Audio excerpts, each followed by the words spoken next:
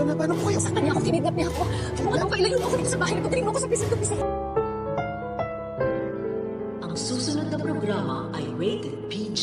Ito ay nangangailangan ng patnubay at gabay ng magulang para sa mga batang manonood.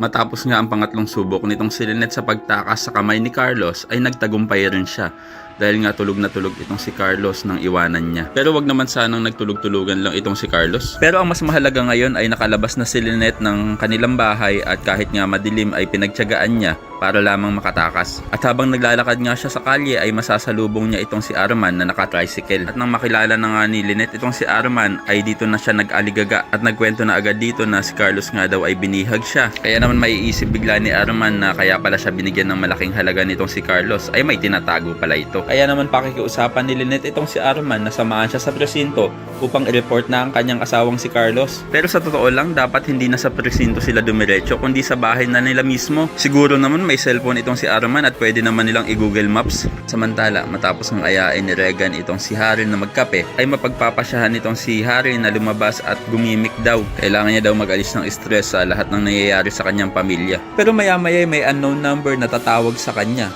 at pagsagot ni Harry dito ay ito na daw ang kanyang tatay. Lingid naman sa kaalaman ni Harry na nakikita siya ni Annalyn at narinig na tinawag niya ang kanyang tatay na si Carlos sa kanyang telepono. Sana nga talaga ay si Carlos na ang kausap nitong si Harry nang matrace na nila ang location nito. Pero duda naman itong si Aling Susan kung sasabihin ni Harry kung nasan ang kanyang ama dahil blood is thicker than water daw. Kaya naman ko isa ka rin sa mga sumasang-ayon na dapat itong si Arman ay ihatid na lang si Lynette sa kanilang bahay mismo. Ay pakilike ang video na ito and don't forget to subscribe.